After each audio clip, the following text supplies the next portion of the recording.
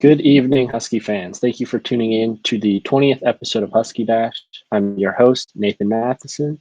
And at the moment, as you can see, I do not have a co host, so bear with me today as I'll just be talking into a void unless you, as a viewer, would like to leave a comment on any question you have for me to answer or just comment your opinion on any Husky basketball news, as it makes the show much more enjoyable when I get viewer interaction. So today I'll be discussing whether or not the men's basketball team has any hope left for this season, previewing the upcoming games this week, and finally ending it with a segment on how bright or how dark the future of Husky basketball is. Now, before I get into segment one, just some news for Husky basketball. Dominic Penn has joined the Husky basketball team and will be eligible to play when he arrives on campus in the next week or so. Penn was originally a 2020 prospect, but he reclassified to 2021, but now he's changed his mind again and decided to enroll early here at UW, so he's with his class of 2021. Penn was a three-star point guard, and currently the Huskies do have 3 point guards that they're running in the rotation: Quade Green, Nate Pryor, and Marcus Honis. So I'm not sure how big of a role Penn will have this year, but with how poor this team has been, maybe he'll be able to come in and get some playing time. Some more news. This is with Huskies women's basketball. Their game that was originally scheduled for this Friday against Arizona has been postponed due to COVID cases in the Huskies women's basketball program. So that's unfortunate for them, as their game that was this past weekend also was canceled or postponed against Arizona State due to COVID issues with ASU. So, getting into the first topic, do I think there's any hope left for this season for the men's basketball team? Well, being straight, I don't think there's really much hope left in this season to have a successful season measured by wins. I mean, the men's basketball team is bad. It's kind of as simple as that. I mean, but it's kind of what they deserve, as they didn't really recruit that well. The Huskies, prior to now getting Penn, the Huskies had zero 2020 recruits signed with them last season. The only new scholarship players they've had from the start of this season were two transfer players in Eric Stevenson from Wichita State and then Cole Bajema from Michigan. And those two guys were asked to replace some key contributors that the Huskies lost from their last year's team. I mean, those contributors include Jaden McDaniels, Isaiah Stewart, Nas Carter, and Sam Timmons. I mean, you look at Carter, McDaniels, and Stewart, those three guys led the team in minutes played. They led the team in rebounds. Carter and McDaniels were also two of the three players last year who shot over 100 threes for the Huskies and had a greater than 30% 3 point percentage. Now, the other guy who did that last year was Hamir Wright, and he's still with the team. Last year, he shot 33% from three. This year, however, he can't buy a bucket. He's shooting 15.8% from three. So a huge drop off for him. So looking at that with the guys the Huskies lost and the guys they replaced them with, the Huskies are exactly playing how they should be. Not good. I mean, they basically lost their three best players from last year, and they replaced them with no star freshmen. Last year, if you looked at it, the Huskies men's basketball team had lost some key contributors in Matisse Thybulle, Noah Dickerson. They'd lost Jalen Noel, but they'd replaced them with key freshmen in Jaden McDaniels, Isaiah Stewart. Those two guys were huge, top-ranked freshmen. This year, they replaced those huge freshmen in two transfers with Bajema and Stevenson. Bajema so far this year has basically made no impact on the court. I mean, he's averaging only 10 minutes a game, 1 point per game. Stevenson, he's gotten on the court a bit more than Bajema. I mean, he's averaging 22 minutes per game, but he's really not had a great impact either. He's averaging only 4 points per game and shooting 26% from the field and 17% from three. So, not a lot of impact from these two new players they got. Now, looking at the hope for the rest of the season, I mean, they'd have to have a huge turnaround, especially from the 3 point range, which has been a huge struggle for them. So I suppose if the Huskies magically start making these 3 pointers, then yeah, maybe they can get a couple more wins. I'm still not thinking they'll win that many games. I mean, right now they're shooting only 24% from the 3-point line, absolutely dead last in the Pac 12. And it's not that they're taking bad shots or anything, they're getting open looks game in and game out. They just simply aren't making those shots. And it's weird because all these players, I mean, they're all Division One athletes. They're all great basketball players who previously have made 3-pointers. I mean, I'm sure in practice they make threes constantly and practice at them a lot. It's just for whatever reason in the game when it's going on, they can't make anything. So I think that one thing that the Huskies could try to do to try and get a little bit of success in the middle part of this season and in the end is almost reinvent their offense, which I don't think will happen just because it's really hard to switch up an offense in the middle of a season. But watching the game, their last game they played, which was against Arizona, they ended up losing 80-53. That was on New Year's Eve. And what I saw throughout most of the game was their offense is basically completely dependent on Quade Green, which, in my opinion, I think that's a great thing. I'm huge on Quade Green. I think he's a great player. And so I think he should be the guy with the ball in his hands constantly. I think he's their best player, their best passer, their best scorer, their best playmaker. But Green really isn't able to single handedly win these games with his play style he's been doing. A lot of the first half for Arizona, Green would be getting screens, kind of driving to the basket, and then kicking it out to a guy on the 3-point arc who he'd then shoot and he'd then miss. So these passes that Green's been making have been wasted. I mean, he's gotten guys open through driving and having people collapse at the rim, but the person he passes to simply hasn't been making the shots. So I think Green needs to kind of change it up a bit and look to score more. He needs to kind of be the lifeline for this team. And he needs to go into games thinking, all right, I got to put up 25, 30 points a game if I want us to win. And I think Green has the capability to do that.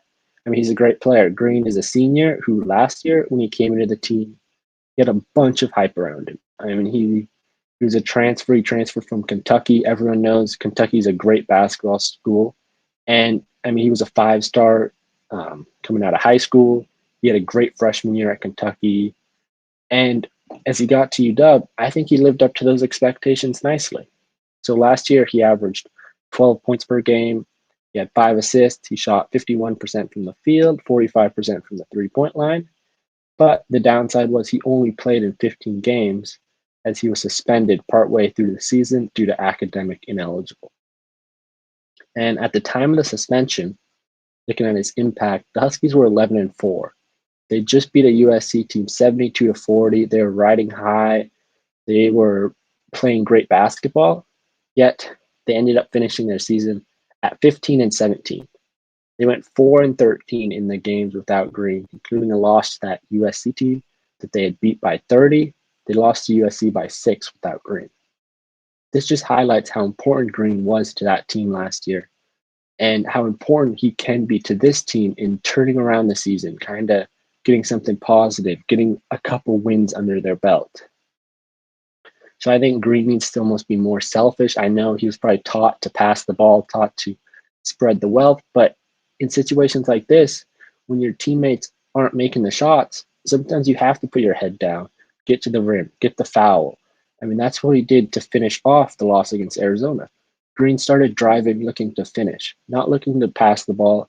He was looking to get contact, put up a shot, either make it, maybe get an and one, or he'd get fouled and go to the free throw line. So I think this Husky team is clearly, they're not a 3-point shooting team. I mean, we've realized that shooting 24% from the 3-point arc so far, not a 3-point team. They're a team that's got to live in the paint, and they don't have any big men to do that. So that's another struggle. So they have to kind of get drives, go to the free throw line, shoot a lot of free throws. That's how they're going to be competitive in these games. So is there any hope for this team to win a bunch of games? No. But I do think that they can be more competitive if they kind of change up how they're playing. And maybe that'll lessen the amount of blowouts they have. I mean, they've been blown out by 20 plus points, I think, in 3 games so far this year, which is something you don't want to have happen, obviously. So, transitioning into the second topic for the day, I'll be previewing the Stanford game, which is tomorrow at 6 p.m., as well as touching on the Cal basketball game, which is going to be Saturday at noon. So the Huskies play Stanford tomorrow at 6, and they'll probably be looking to find anything positive from that game. Stanford currently is 6-3. They're 2-1 in conference play. Their one loss in the conference was to Oregon, who's currently ranked 17th in the country. So this Stanford team, they're a good basketball team, I think. I mean, they have some good players, good coaches, and overall, they're a well put together team. They're led by senior Oscar da Silva and 5-star freshman Zaire Williams. Silva is averaging 19 points per game, which is the most by any player in the Pac 12 currently. He's also averaging 6 rebounds, 2 assists, 1 steal, and 1 block per game. So he's going to be very hard to stop, especially with his shooting percentage. I mean, the guy's lights out right now. He's shooting 66% from the field. He's just having a great year, and it's going to be a focal point for the Huskies defense, trying to slow him down somehow. But it's going to be hard because De Silva's he's 6'9". So he's someone who has the size, who can play both inside and outside. However, watching from the clips that I saw on him, I think he's more of an interior scorer. He kind of likes to face up in the post and kind of get to the rim, maybe a little short mid-range jump shot. But looking at the interior game he has, that's something I think the Huskies might struggle with stopping, as the Huskies' interior defense has not been as solid as it has in the past couple seasons. So as everyone knows, the Huskies run a 2-3 zone defense nearly all times. I mean, it's what Syracuse made famous, and that's where Coach Hopkins is from, and that's what he brought to UW with him. However, the past couple games, the Huskies haven't been as solid on their interior defense there. Opposing teams have really had no struggle kind of defeating and breaking this zone. They've kind of just passed the ball around the arc, and then they've gotten it in the mid to high post, and from there they can exploit the defense. So I think if Stanford kind of gets Silva in the moving around inside the 3-point range, getting him in the high post, get him the ball there, and from there, I think if they put him to work, it's going to be hard for the Huskies to stop. I mean, he can get to the rim, he can kick it out from there if he doesn't like a shot, he can back down a Husky player. I mean, he's pretty much equivalent to the biggest player on the Huskies, maybe a little bit shorter. But overall, he has the size to back down any Husky player and the skill to do so. And that's partly because the Huskies right now don't really have a true rim protector on the team. I mean, you look at Nate Roberts as maybe the guy who should be that. I mean, he's 6'11", 250 pounds. He's well built. But so far in the year, Roberts is only averaging 0.9 blocks per game. So he's not even averaging a block per game. So it's been a disappointment there for his interior defense. And if someone were to look at the Huskies roster, look at these player heights, they'd probably immediately look to Riley Sorn as a guy who'd be the big man in the paint. I mean, he's 7'4" tall, but he's only averaging 1 block per game, and partly because he hasn't been able to get on the court. He hasn't been playing much due to conditioning. Some games he's played 19 minutes, I think, was the most he played in a game. But overall, there's been games he hasn't played a minute in, basically, or he's played just 5 to 10 minutes in a game. So maybe if they can get his conditioning up, that's something they've been working on since he was a freshman, then maybe he can become that interior presence that scares guys off. Because last year, the Huskies had someone everyone in the Pac-12 knows, in Isaiah Stewart, as the guy in the middle. I mean, he averaged 2.1 blocks per game. Teams obviously took notice when he was in the game and tried to kind of avoid him. This year, teams aren't afraid of anyone on the Husky defense in the paint. So they can simply go to work in there and kind of beat down on this Husky 2-3 zone.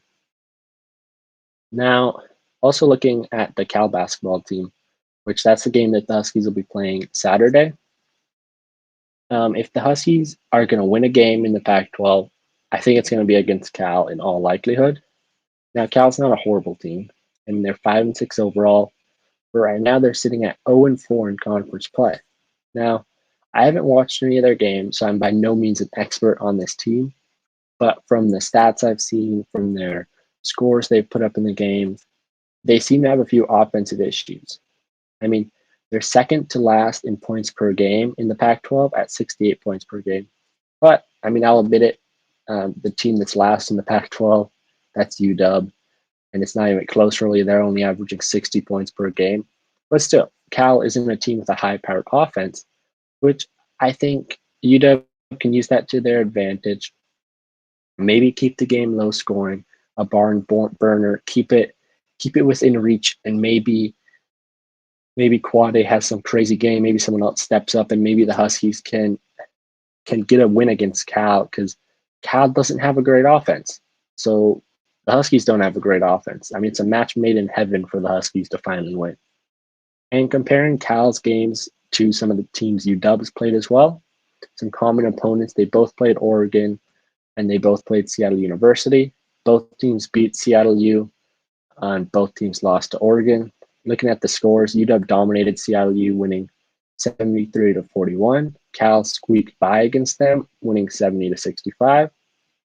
So maybe they're close in talent. And looking at Oregon, the game against Oregon, Oregon kind of handled Cal relatively easily. 82 to 69 they won. Well, Oregon nearly lost to UW 74 to 71. So I'm not trying to get any Husky fans' hopes too high, but I think there's a decent chance that the Huskies maybe can pull off a mini upset, as ESPN currently gives Cal a 66% chance to beat the Huskies. Now, looking at the keys that the Huskies will have to maybe make a win or make something happen in these next two games, I think it's all going to start with the Husky defense. And the Husky defense is going to need to create some turnovers. The Husky offense, as I mentioned, has been a mess all year long. So, how do you help out an offense? You get turnovers. You get your offense extra possessions.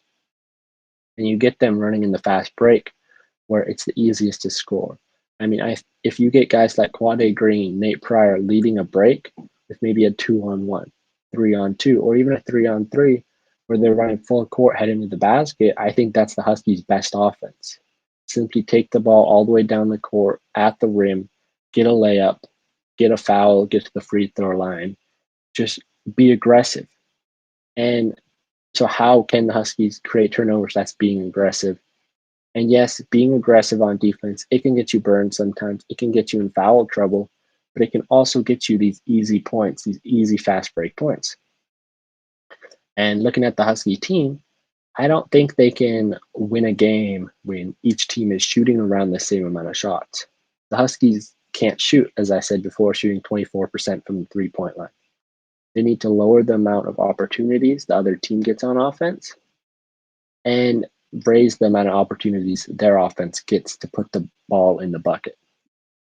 So the Huskies, so far, they haven't been bad about getting steals. I mean, they're currently ranked fifth in the Pac-12 with 6.8 steals per game. But because of their lack of half-court offense, they need more steals and more fast break points if they want to stay competitive in these games. So the next key to the upcoming two games for the Huskies is one other guy has to do something. What I mean by that is right now the Huskies are completely relying on Quade Green, like I said. Nobody else can do anything on the offensive side of the ball. And like I said before, I think Green's great. I love him. I think he has the potential to be a good NBA player in the future.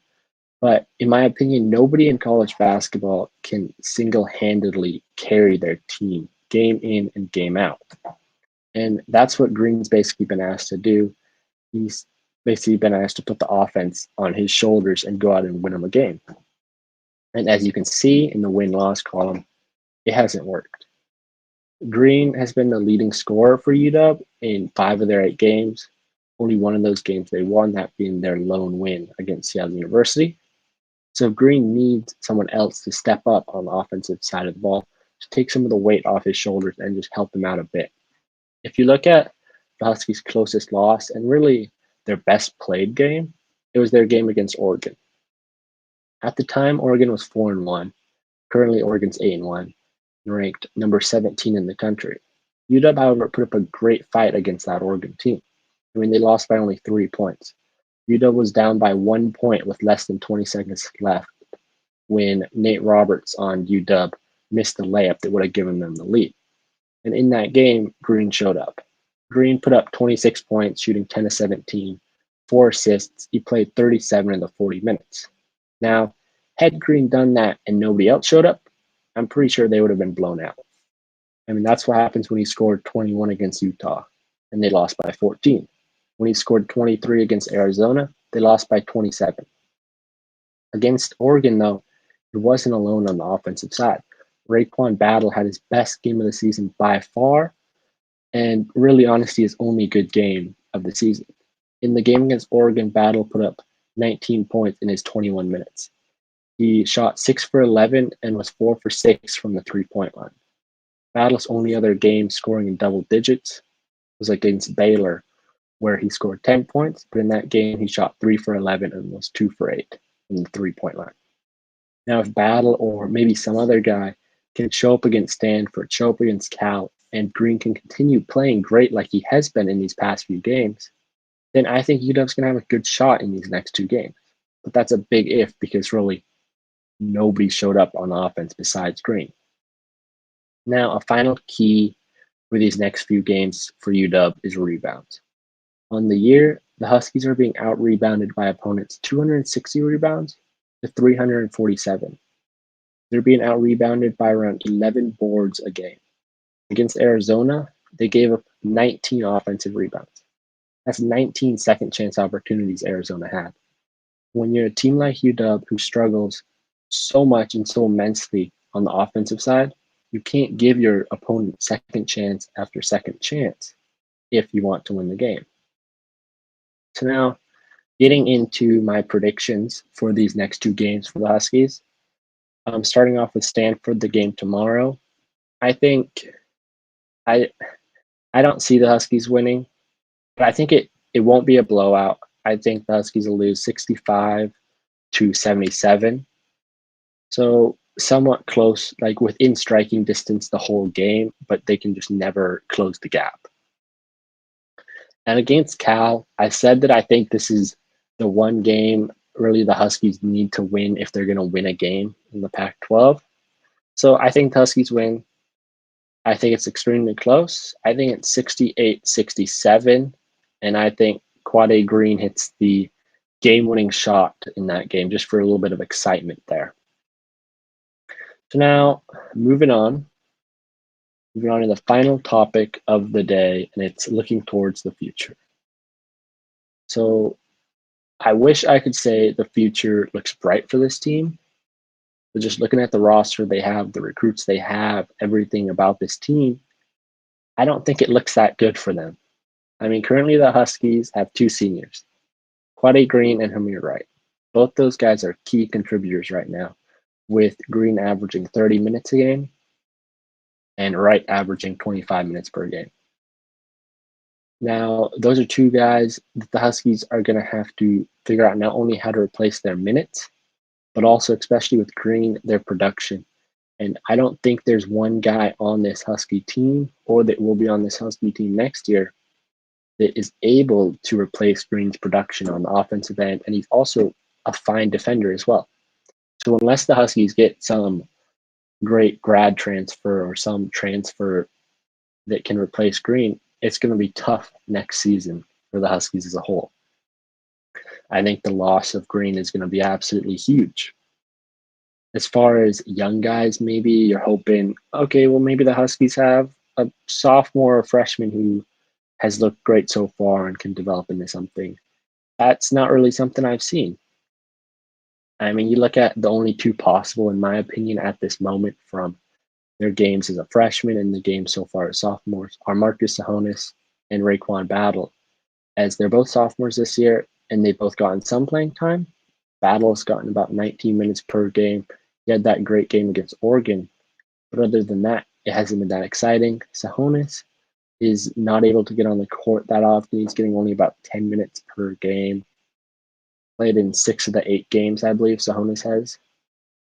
And watching these guys play both from this year and last year, I don't really see them developing into something super special that will be a game changer or will factor huge into this team next season and in the seasons beyond. Battle, looking at Battle, he's not the most talented defender by any means. And on offense, where he was thought of being kind of a sharpshooter, kind of a great scorer, he hasn't had that type of impact through a year and a quarter, I guess you could say. This season, he's shooting 29% from the field goal and only 23% from behind the three-point line. Like everyone else on this team, he's been unable to make shots for whatever reason. And looking from last year, it's not like he's having a huge off year. Last year, he shot 33% from the field, so 4% higher, and 27% from behind the three-point line, so 4% higher again. So he had better percentages, but still, those are not percentages you want to see. 33% is by no means a good field goal percentage. You want that in the 40s, maybe low 50s. And 27% from the three-point line for someone who's supposed to be a three-point shooter, that's not good at all. You want high 30s, low 40s again there. So now looking at Sahonis, last year he kind of got thrust into the starting lineup and into the lineup due to Green's suspension. And he had some good moments. He especially shot very well. I mean, he had a 42% field goal percentage, 41% from the three.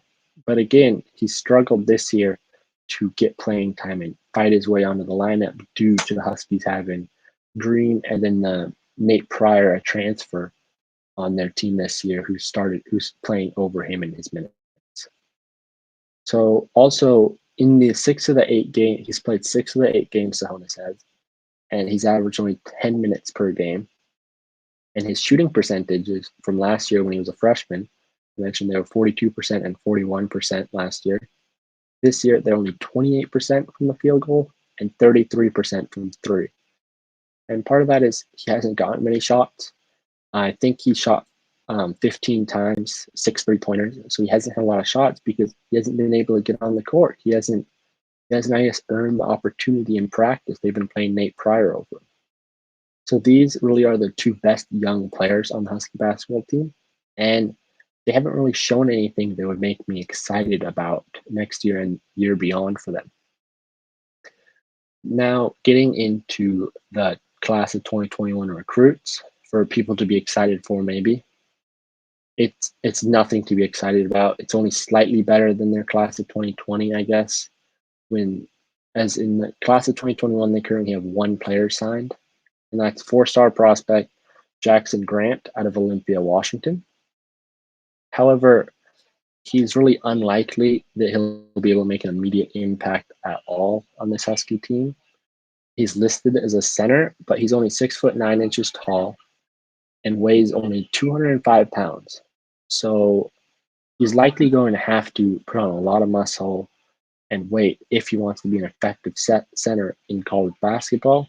Otherwise, he won't be able to get on the court as a center because he'll just be pushed around by the opposing team and the opposing players.